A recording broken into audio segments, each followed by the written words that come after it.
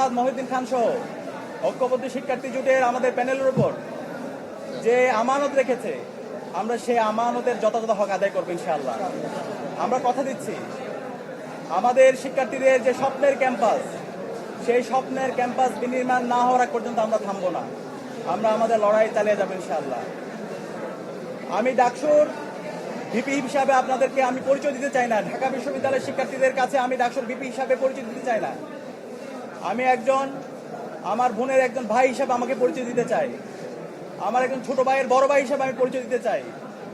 আমার একজন বড় ভাইয়ের স্নেহের ছোট ভাই হিসাবে পরিচয় দিতে চাই। আমার বন্ধুর একজন বন্ধু হিসেবে পরিচয় দিতে চাই। আমার শিক্ষকের একজন ছাত্র হিসাবে আমি আমাকে পরিচয় দিতে চাই। আমি কথা দিচ্ছি, সাদিক কায়েমকে আপনারা যেভাবে দেখেছেন, ডাকসুর ভিপি হওয়ার পরে তার কোনো পরিবর্তন হবে না ইনশাআল্লাহ। শিক্ষার্থীদের যে কোনো সমস্যা, ব্যক্তিগত সমস্যা, পারিবারিক সমস্যা, ক্যাম্পাসের বাইরে যে কোনো সমস্যায় তার পরিবার যেভাবে পাশে থাকে, আমরা ইনশাআল্লাহ কথা দিচ্ছি ঢাকা বিশ্ববিদ্যালয়ের প্রতি শিক্ষার্থীর পাশে আমরা আমাদের সবটুকু দিয়ে পাশে থাকবো ইনশাআল্লাহ। প্রিয় উপস্থিতি, আমরা এই ডাকসু নির্বাচনের দেখতে পেয়েছি, এই নির্বাচন আয়োজন করার জন্য আমাদের বিশ্ববিদ্যালয়ের শিক্ষার্থীরা রাত দিন এক করে কাজ করেছেন। আমাদের শহীদদের আত্মত্যাগের মাধ্যমে আজকে এই ডাকসু নির্বাচন অনুষ্ঠিত হয়েছে এবং এই নির্বাচন সফল করার জন্য আমাদের নারী শিক্ষার্থী যারা আছে তাদের অগ্রণী ভূমিকা ছিল এবং জুলাই বিপ্লবে আমাদের বোনদের আমরা অগ্রণী ভূমিকা দেখতে পেয়েছি, তারা আমাদেরকে সাহস জুগিয়েছে। আমরা আমাদের এই ক্যাম্পাসকে সবার জন্য একটা নিরাপদ ক্যাম্পাস হিসাবে বিনির্মাণ করার আমরা প্রতিজ্ঞা করছি। একই সাথে আমাদের এই ঢাকা বিশ্ববিদ্যালয়ের যে ধর্মের, যে পথের, যে মতের, যে আদর্শের লোক না হোক না কেন, আমরা সবাই একসাথে কাজ করব।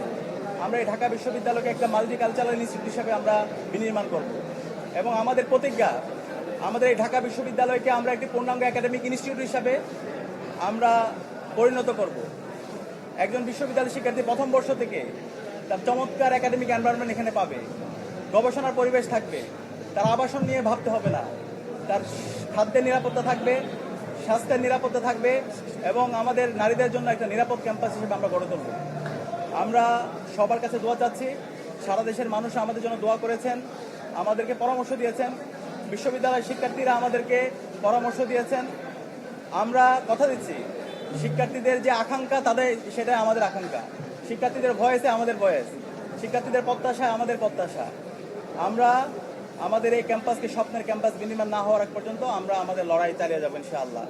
একই সাথে এই ডাকসু নির্বাচনে আমাদের অনেক সহযোদ্ধারা ছিল, আমরা তাদেরকে সহযোদ্ধা হিসেবে বলতে চাই, কারণ জুলাই আন্দোলনে এখানে যারা প্রার্থী ছিল আমরা সবাই সহযোদ্ধা ছিলাম। আমাদের সহযোদ্ধারা তাদের যে ইস্তেহারগুলো ছিল, আমরা সবাই একসাথে কাজ করতে চাই। এখানে আমাদের সাথে যারা একসাথে নির্বাচন করেছি তারা প্রত্যেকে এক একজন আমাদের উপদেষ্টা। আমরা আশা করব তারা আমাদেরকে যে কোনো বিষয়ে পরামর্শ দিবে, আমাদেরকে গাইড করবে, আমাদের যে কোনো ভুল বিষয়, যে কোনো সিদ্ধান্তে তারা আমাদেরকে ধরিয়ে দিবে।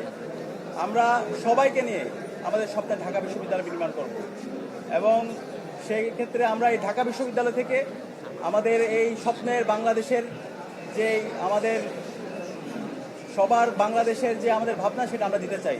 এই জুলাই বিপ্লব এই ঢাকা বিশ্ববিদ্যালয় থেকে শুরু হয়েছিল এবং সফলতার সাথে আজকে আমরা আজাদি পেয়েছি এবং এই ঢাকা বিশ্ববিদ্যালয় থেকে আমরা আগামীর বাংলাদেশের একটি চমৎকার গণতান্ত্রিক পরিবেশ নিশ্চিত করার জন্য এই ঢাকা বিশ্ববিদ্যালয় থেকে আমরা সে বার্তা দিব।